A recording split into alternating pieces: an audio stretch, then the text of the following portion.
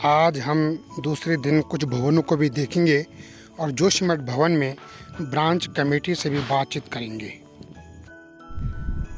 अब हम संत निरंकारी वर्णन भवन जोशीमठ में पहुंच चुके हैं। ये जोशीमठ भवन का ग्राउंड है। यहाँ भी दरारें पड़ी हुई हैं और ये टीन सेट जो बना हुआ है इसके अंदर भी दरारें पड़ी हुई हैं, जहाँ पे थोड़ा बैठना कठिन है। तो चलिए हम अब ऑफिस है जहाँ पे छोटा, वहाँ पे बैठते हैं। इस समय हम भवन है वहाँ पहुँच चुके हैं और यहाँ पे भवन में मुखी बहन जी बैठी हुई हैं और पुराने जो हमारी मुखी राणा जी उनके परिवार के सदस्य हैं और उनसे भी मैं रूबरू करवाऊंगा। इसलिए करवाऊंगा कि जिस होटल आज तोड़ा जा रहा है ठीक उसके नीचे से इनका अपना घर है, जिनको पहले ही वहाँ से रेड जोन के अंतर्गत हटा दिया गया था। हमारे संयोजक जी साथ में हैं और बहन जी से बात करूंगा। तो क्या लगता है आपको कि ऐसी स्थिति वास्तव में बन गई है क्या? दातार कृपा करे तो ऐसा ना हो, न देखने आए कोई न कुछ आए, एकदम से पुलिस वाले बाहर भगो भगो भगो हटा दिया सीधे कि यदि वो जो बड़े बड़े होटल हैं वो डिसमेंटल हो जाएं, इन लोगों को कुछ राहत मिल जाएगी। पर फिर भी खतरा बहुत ज्यादा है। सबसे ज्यादा हमारी उसमें वार्ड 4 में सबसे ज़्यादा खतरा बता रहे हैं और धसाव भी उससे थोड़ा आगे जो एंट्री है जोशीमठ की, वो वाला पूरा क्षेत्र धसा हुआ है और वहाँ निरंतर दरारें बढ़ती जा रहे हैं। मैं इसी संदर्भ में यहाँ जो मुखी हैं संजू उनियाल जी, और जैसा कि मिशन का भी ध्यान है कि महात्माओं के प्रत्येक महात्माओं को देखें आप क्या स्थिति है, कैसी स्थिति है और उनसे सारी जानकारी लें। तो मैं इस समय मुखी बहन जी जोशीमठ से आपको रूबरू करवा रहा हूँ। मुखी बहन जी, जी बहन जी। संगत जी बड़े प्रेम से कहना जी जोशीमठ की धरती पे ये आपदा आई है जो, तो सबसे पहले तो सतगुरु माता जी के चरणों में ये अरदास करती है, सच्चे पातशाह जी में आप कृपा करो, जो भी ये विपत्ति आई है आप ही दूर करो। अब यहीं पे दो सतगुरु माता जी मिशन से भी बहुत फोन आ रहे हैं कि वहाँ पे कुछ राशन वगैरह भी भेज सकते हैं या नहीं। दासी ने यही कहा कि अभी तो लोग बहुत गुस्से में, ऐसा नहीं है कि लोगों के पास खाने को राशन नहीं, लेकिन लोगों को रहने की छत की आवश्यकता है इस वक्त। और आगे भी दासी 2-3 दिन पहले देख रही थी कि कई और संस्थाओं द्वारा भी राशन यहाँ पे आया था, लेकिन उनका बहुत अपमान हुआ और दासी नहीं चाहती कि मेरे सतगुरु का अपमान है। दासी यही कहेगी कि अगर आगे इस की आवश्यकता ऐसे अगर किसी महात्मा को या किसी को भी अगर ऐसी लगता है कि उसको राशन की आवश्यकता है, तो हम ज़रूर हम आगे जो भी अगर हमें फ़ोन आता है तो हम आगे ज़रूर विनती करेंगे। तो यही दासी कहती है। ये दरारें क्या अभी ये हाल ही में पड़ी हैं या बहुत पहले से ये चल रहा था? तो क्या सरकार का क्या रवैया रहा और जनता का क्या रुख है? अंदर जी बोलिए महाराज। सत्संग बड़े प्रेम से कहना। धन निरंकार जी। ये जो भूदशाव हो रहा है पिछले लगभग 1 साल से ये जमीन बैठ रही है और मैं दास स्वयं वार्ड नंबर 1 में रहता है और उस एरिया में लगभग नीचे नदी तक और नदी से लेकर ऊपर सुनील ओली तक जो एरिया है जिस वार्ड नंबर 1 में दास खुद रहता था, उसमें 1 साल से लगभग दरारें हैं।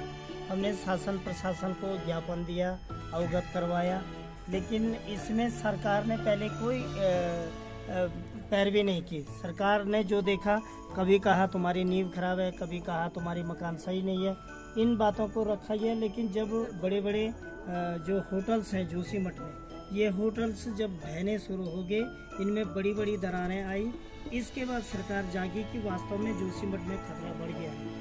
और अभी हम लोगों को थोड़ा सा सरकार ने चक्का जाम करने के बाद, शासन प्रशासन को अवगत कराने के बाद, तब जाके कहीं सरकार ने सुध संभाली है।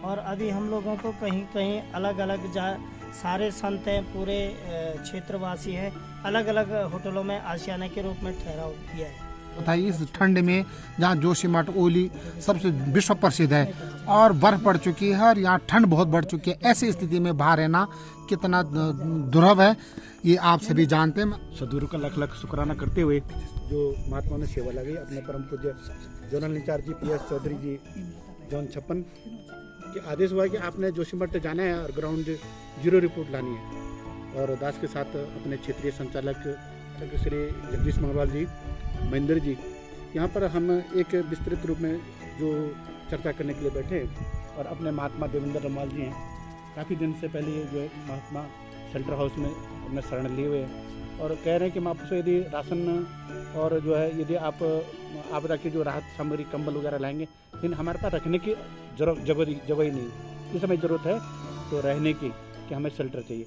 महात्मा का सबसे पहला ध्यान है कि सदगुरु सच्चे पातशाह कृपा करना कि जो इस आपदा की घड़ी में हम लोग तितर बितर हो गए।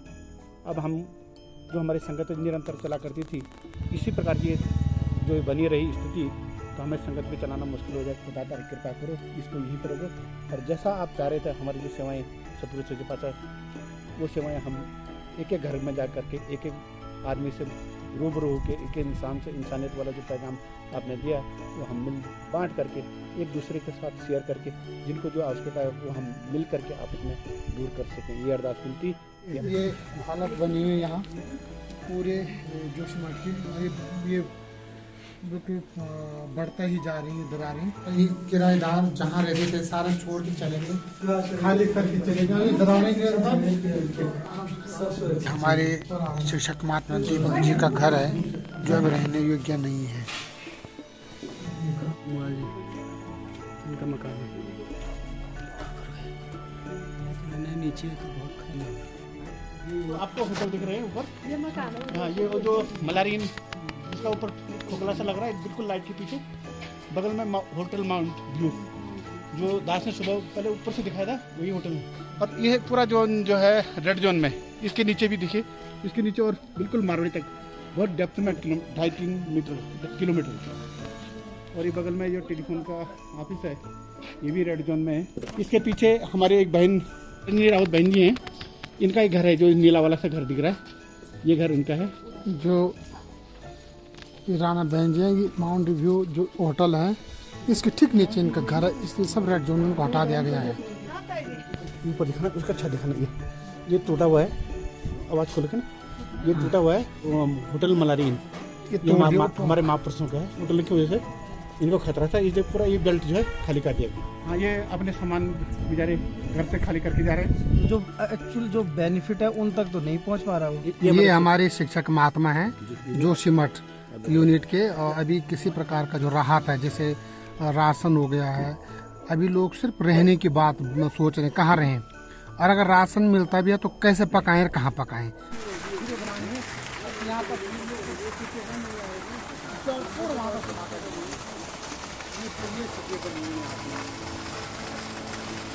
यहाँ से पानी आ रहा।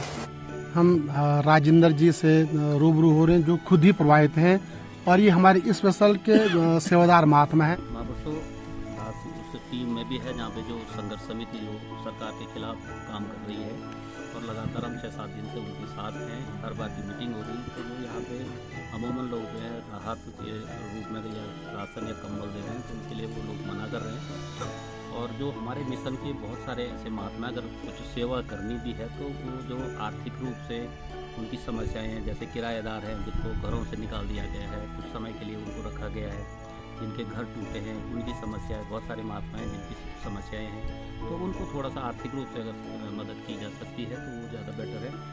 ये इस समय हम वहाँ जा रहे हैं जहाँ गुलाबी राना बहन जी जो पूर्व प्रमुख थी जोशीमठ ब्रांच की, उनके नीचे वाला घर है, ये दरार बनी हुई पूरी छत पे पूरी तरह खत्म हो चुका है।